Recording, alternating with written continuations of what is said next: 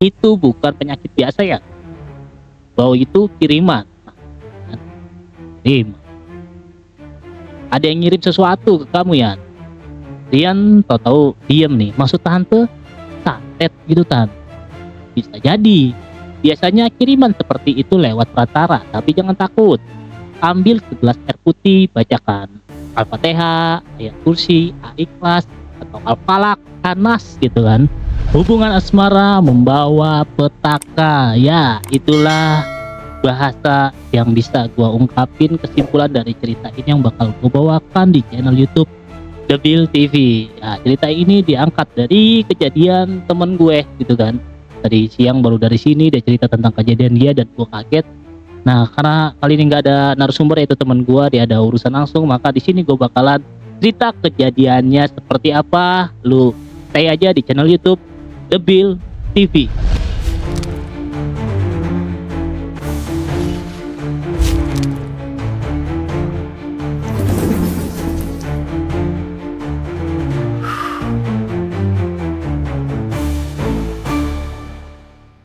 Ya langsung aja gue ceritain kejadiannya karena ini kejadian temen gue ya, hubungan asmara waktu dia kuliah.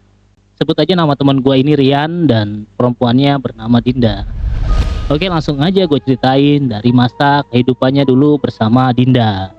Nah, di malam itu udara terasa sangat lembab, hujan baru aja berhenti, menyisakan aroma bau tanah ya, dan bercampur dengan udara dingin di malam. Dan di kamar yang sangat sempit diterangi dengan lampu yang lumayan redup. Rian duduk termenung. Di tangannya terpegang ponsel, terus bergetar menerima pesan dari seorang perempuan, yaitu bernama Dinda. Perempuan yang selama ini 2 tahun terakhir menjadi pusat hidupnya. Dinda, gadis yang dulu ia cintai sangat tulus, yang kini membuat dadanya sesak setiap kali mengingat nama itu. Rian mengenal Dinda di kampus. Awalnya sebatas teman, satu kelompok tugas, tapi entah bagaimana hubungan mereka berkembang cepat.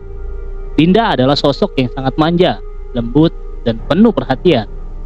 Ia tahu bagaimana membuat Rian merasa dibutuhkan. Mereka sering menghabiskan waktu bersama, dari sekedar makan siang di kantin, hingga malam-malam panjang, di taman kampus, di kantin kampus, atau di tempat tongkrongan, membicarakan masa depan mereka. Waktu berjalan, hubungan mereka semakin dalam, namun di balik semua itu, Dinda memiliki rasa takut kehilangan Rian, takut ditinggalkan. Rasa takut yang akhirnya membuatnya melakukan sesuatu yang kelak mengubah segalanya. Oke, ceritanya dari sini. Suatu malam, Dinda datang ke kos-kosannya Rian dengan mata yang sembab. Ia menangis, mengaku bahwa dirinya hamil. Rian terkejut, antara panik dan bingung. Dinda memegang tangannya Rian dengan erat, bergetar, memohon agar Rian tidak meninggalkannya. Aku cuma mau kamu tanggung jawab, Yan. Aku nggak butuh apa-apa. Aku cuma mau kamu di sisiku, katanya dengan suara yang ya seduh-seduh gitulah ya. Rian yang masih diliputi cinta tidak berpikir panjang. Ia mengaku memutuskan agar menikahi Dinda. Ia bahkan mengajak kedua orang tuanya membicarakan hal ini. Awalnya keluarga Rian keberatan, tapi karena melihat kesungguhan Rian, akhirnya mereka menyetujui rencana Rian. Rian mulai bekerja lebih keras, menabung, menyiapkan semuanya, mencari freelance, job sampingan, ya kan? Tapi 2 minggu menjelang lamaran, kebenaran itu terbongkar. Rian baru tahu bahwa Dinda tidak pernah hamil. Semua hanya kebohongan. Ia melakukannya karena takut Rian meninggalkannya. Ya tadi ya kata-kata di awalnya si Dinda ini, tolong jangan tinggalin aku kalau aku hamil, katanya. Takut hubungan mereka berakhir. Ia berpikir dengan alasan itu Rian akan segera menikahinya. Ya gimana ya? Rian terpukul. Ia marah bukan karena kebohongannya saja, tapi karena kepercayaannya dihancurkan. Semua rencana masa depan, semua kerja kerasnya terasa sia-sia. Hari itu Rian menatap wajah Dinda yang menangis histeris di depannya. Kamu tahu apa yang paling sakit, Din? Bukan karena kebohongan, tapi karena kamu ngerusak sesuatu yang tulus, ucap Rian. Sebelum pergi meninggalkan gadis itu untuk yang terakhir kalinya. Sejak hari itu, Rian memutuskan tak mau lagi berhubungan dengannya.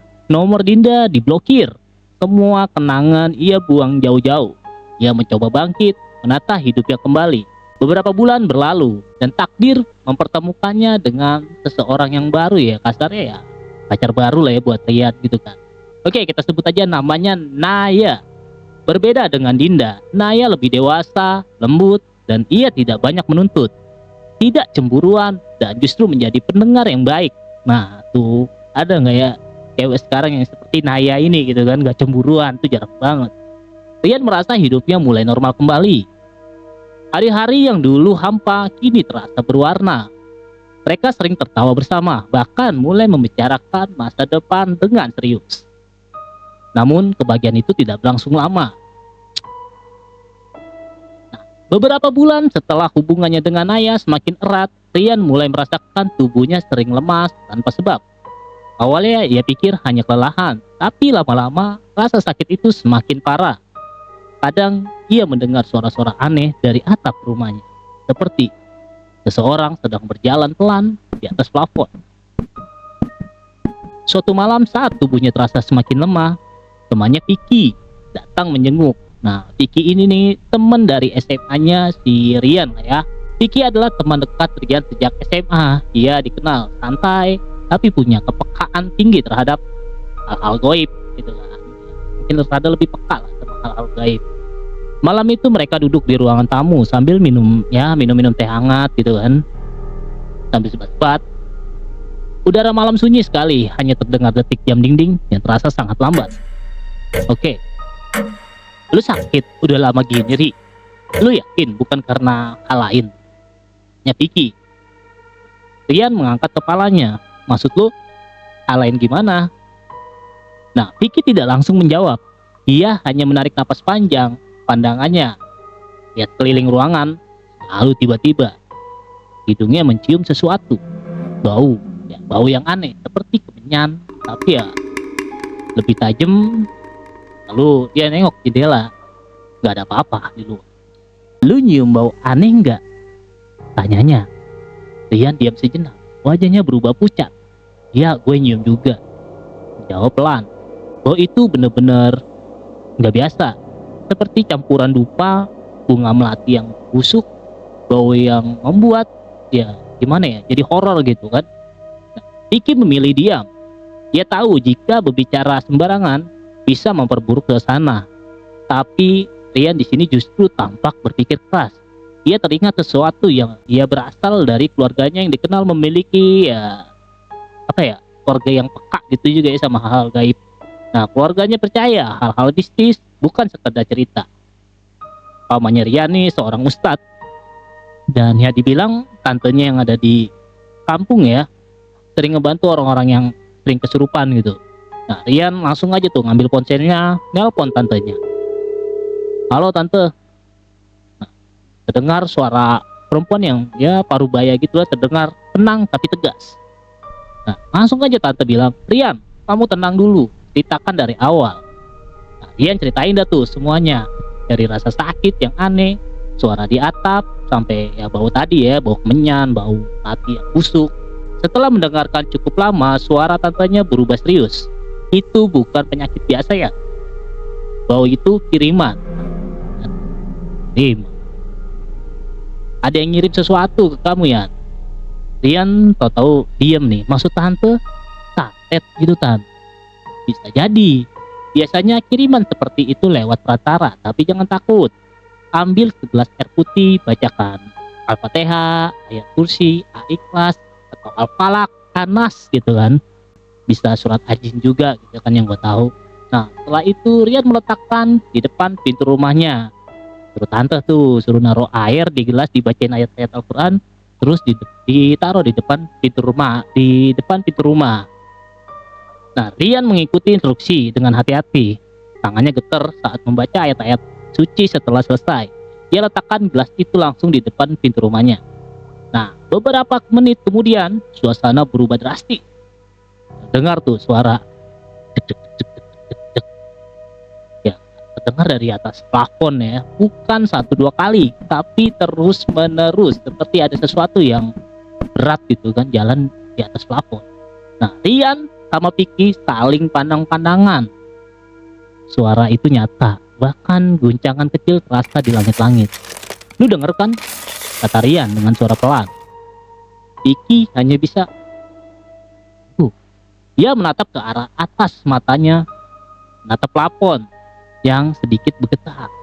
"Ada sesuatu di atas, Ri," kata Vicky. Rian langsung menelpon kembali tantenya. Belum sempat ia bicara banyak, suara tantenya sudah terdengar. "Jangan panik, Yan. Pasti kamu sekarang terdengar suara plafon di rumah kamu ya, Yan." Rian paku. "Tante kok tahu?" kata. Tantenya hanya menjawab pelan. "Itu emang udah tanda dimulai. Bacaanmu tadi menyakitinya." Nah, jadi itu pas tadi instruksi dari tante, air yang dimasukkan ke gelas, terus Rian suruh bacain surat-surat Al-Quran gitu kan, buat naruh depan pintu. Nah, itu justru si hantunya ini yang dikirim lagi ngalamin reaksi tuh karena dibacain tadi kan. Nah, Rian di sini langsung nelan ludah nih. Ia mulai sadar ini bukan hal main-main. Tubuhnya mendadak terasa semakin dingin. Di luar angin nih semakin kencang nih, membuat dedaunan bergesekan, seperti ya ada juga orang-orang bisik-bisik itu di luar rumah gitu kan. Padahal waktu itu udah jam 1 malam katanya. Nah, tantenya kemudian menyuruh Rian untuk tetap tenang dan melanjutkan dengan langkah selanjutnya. "Yan, ambil sedikit air itu, basuh ke matamu. Begitu juga dengan temanmu si Vicky. Niatkan agar penglihatan kalian dilindungi dari hal-hal yang tak terlihat." Nah, jadi itu air yang tadi suruh tantenya masukin ke gelas, ditaruh depan rumah yang udah dibacain ayat suci Al-Quran gitu kan. Nah, air itu juga disuruh tetesin ke matanya si Ria. Tapi bukan cuma Ria, karena ada Vicky juga di sana. Nah, Vicky yang dari tadi diam hanya mengangguk mengikuti apa yang Rian lakukan. Saat air menyentuh mata, ada sensasi aneh, dingin tapi menusuk. Pandangan mereka sempat kabur beberapa detik. Namun perlahan, ruangan yang tadinya tampak biasa mulai terasa berbeda. Udara menjadi pengap gitu kan, menjadi berat, dan dari sudut ruangan tampak bayangan samar berdiri diam menatap mereka. Dan lihat bayangan hitam gitu. "Lu lihat itu, Ri," suara Vicky sambil getar tuh. Rian mengangguk pelan. Di dekat jendela, sosok wanita berambut panjang dengan wajah hitam legam berdiri. Dan rambutnya menutupi sebagian wajah, bajunya lusuh seperti kain terbakar. Bau kemenyan semakin tajam, menusuk hidung hingga membuat ya gimana ya, kalau bau busuk tuh semakin mual kan lo. Nah, sosok itu tidak bergerak, hanya menatap mereka dengan mata yang kosong. Rian mundur perlahan. Ia mencoba menguatkan diri, lalu menelpon pacarnya. "Halo, Nay." Suaranya gemeter nih saat bicara sama Naya. Tapi ia ingin tahu apakah Naya juga merasakan hal yang sama. Namun sebelumnya ia sempat menjelaskan. Naya langsung berkata, "Rian, aku barusan ngerasa aneh banget. Di rumah juga bau menyan, enak banget. Aku takut kayak ada yang ngikutin." Tuh, ya kan, kata Naya tuh, ternyata di rumah Naya juga berasa juga dia. Rian terdiam. Kata-kata Naya itu sama persis apa yang dikatakan tante sebelumnya. Kan? Tante bilang ada kiriman, Nay, dan dia tahu tanpa aku ceritain dulu. Ucapnya pelan, kata Rian. Naya ikut terdiam. "Rian, kamu inget gak dulu kamu pernah bilang kalau mantan kamu sempet marah banget pas kamu ninggalin dia?" Nah, jadi si Rian ternyata cerita nih sebelum dia pacaran sama si Naya, waktu dia pacaran waktu sama Dinda. Jadi Dinda dan si Naya tahu nih, Dinda gak terima banget waktu ditinggalin sama Rian. Aku takut dia yang ngelakuin," kata si Naya. Rian memejamkan matanya. Dalam benaknya wajah Dinda muncul jelas. Dia teringat pesan terakhir dari Dinda sebelum semua berakhir. "Kalau kamu ninggalin aku, kamu bakal nyesel seumur hidup." Ngeri banget gak tuh? Nah, suara gemuruh di atap semakin keras, seperti sesuatu sedang berlari. Nah, lampu di ruangan tamu pun gimana ya, kayak mau putus gitu, kedip-kedip. Beberapa kali lalu padam. Rian dan Vicky kini hanya ditemani cahaya dari ponsel. Nah, dalam cahaya redup itu, bayangan wanita tadi semakin jelas. Ini berdiri di dekat pintu depan, tepat di belakang gelas air yang tadi diletakkan. Rian langsung nih natep ponselnya ya kan. Tante sekarang gimana? Tanyanya buru-buru nih. Langsung si Rian panik. Jangan takut, jawab tantenya. Ambil air di gelas itu, siramkan di depan pintu sambil kamu baca ayat kursi. Lalu biarkan, jangan tutup pintunya sampai suara itu hilang. Nah kan. Jadi tadi sisa airnya itu disuruh lempar ke depan rumah ya. Nah Rian menuruti perintah itu dengan tangannya gemeter ya kan. Ia menggenggam gelas, membaca ayat pelan-pelan. Meski ya suaranya getar kan, dia tetap paksain. Begitu air disiram ke lantai, terdengar suara teriakan panjang melengking, menembus sunyi. Apalagi malam-malam gitu kan, orang udah pada tidur gitu kan, denger tuh suara kayak gitu. Nah beberapa menit kemudian semuanya tenang. Bau kemenyan lenyap, lampu menyala kembali. Rian dan Vicky saling mandang-mandang, masih mencoba memahami apa yang baru aja terjadi nih. Tantenya kembali menelpon. Udah tenang sekarang kan? Rian mengangguk, meski tahu tantenya tak bisa melihat. Iya udah tante, tapi itu tadi beneran kiriman seseorang ya? Maksud Tante Ratri ya terdiam sejenak sebelum menjawab. Iya, tapi jangan benci orangnya. Kiriman itu akan kembali pada pengirimnya sendiri kalau kamu tetap tenang dan berserah. Ya kan?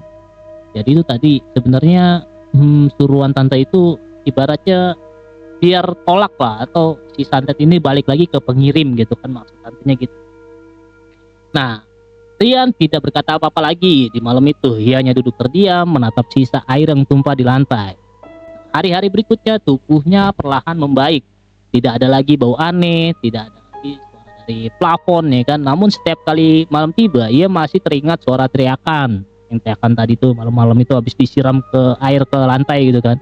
Dia tahu sesuatu telah berusaha mengambil nyawanya. Beberapa minggu kemudian Rian mendengar kabar bahwa Dinda jatuh sakit. Nah, sakitnya aneh kata orang-orang. Tubuhnya kurus, terus matanya juga kayak kosong gitu kan, nggak ada gimana ya, kalau mata kosong tuh kayak bengong gitu kan. Dan sering mengigau menyebut nama Rian. Ia bahkan sempat berteriak histeris setiap kali mendengar suara azan. Rian hanya bisa terdiam mendengar kabar itu. Di hatinya masih ada sedikit rasa iba, tapi juga ya kelegaan juga sih ya sebenarnya. Nah, ia sadar apapun yang terjadi, ia tidak boleh menyimpan dendam. Nah, malam itu ia menatap langit dan berdoa agar semua keburukan berhenti di situ saja. Hidupnya perlahan kembali normal, hubungannya dengan Naya semakin kuat. Mereka sama-sama tahu apa yang mereka lalui, bukan sekedar cobaan fisik, tapi juga batin.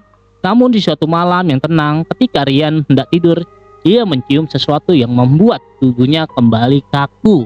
Bau itu ya bau apa ya, kayak kemarin kemenyan gitu kan, yang samar tapi rada-rada gimana sih, lu kadang-kadang nyium hilang gitu kan, pernah kan kayak gitu. Nah dari luar jendela terdengar bisikan pelan, suara perempuan yang lirih berkata, kamu pikir aku udah selesai Rian? Lampu kamar mulai redup kembali, gelas air di meja bergetar nih, gila ya kan, lu bayangin. Dan malam itu Rian tahu perjalanan melawan kegelapan belum sepenuhnya berakhir, ya kan. Gila, sebegitunya ada perempuan ya kan, nggak terima lu tinggalin, sampai bohong dibilangnya katanya dia hamil, ternyata nggak hamil ya kan, buat biar bisa nikah tuh sama si Rian.